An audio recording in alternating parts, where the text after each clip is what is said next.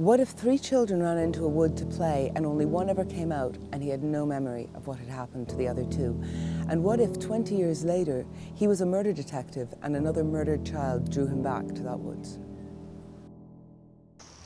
I grew up as an international brat. My dad was with the World Bank, the World Food Programme, the FAO, so we travelled around. I'd lived in 3 continents by the time I was 7, things like that. I'm a mongrel anyway, Russian, Irish, Italian, American mixed in there together.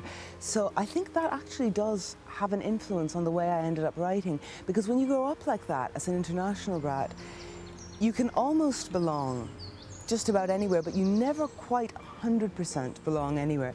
I think there's actually an advantage to that in some ways as a writer, because I know Dublin really, really well, but the fact that I'm not 100% pure Dubliner, I wasn't born and brought up here, means that I notice things that native Dubliners take for granted. You can pick up on things. When I got the idea for In the Woods, I was a jobbing actor working on an archaeological site near Dublin in between 2 gigs. There was a woods near the dig, and one day my mind was wandering and I just thought, what would happen if 3 children ran into that wood and only one ever came out? What would that do to his mind? And I scribbled down the idea on a piece of paper and went off to do the next show and forgot all about it. But then a year later I was moving flat and there's this piece of paper under all the phone bills, and I thought, I really want to do something with that idea.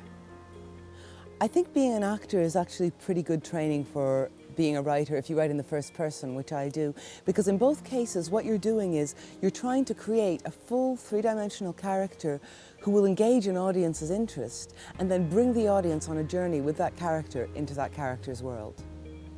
Rob Ryan's a character who's very intelligent, very witty, very arrogant, very insecure, and so badly damaged by these events in his childhood that he's not capable of being honest either with himself or with the other characters or with his readers. This thing that happened to him in his childhood cracked him straight across and meant that his mind, his memory, has become an unreliable place where he doesn't feel safe. It's a treacherous place.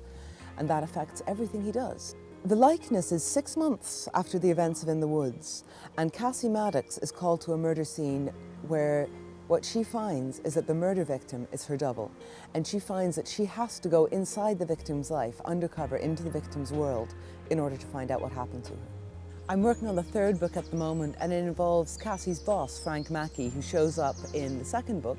He's her old undercover boss, and he's getting a book of his own the 3rd time round. He's a lot of fun to write because Frank has a lot of secrets in his past, not a lot of moral sense, and is willing to do just about whatever it takes to get his man. And when his past comes back to grab him, yeah, he's willing to do whatever it takes.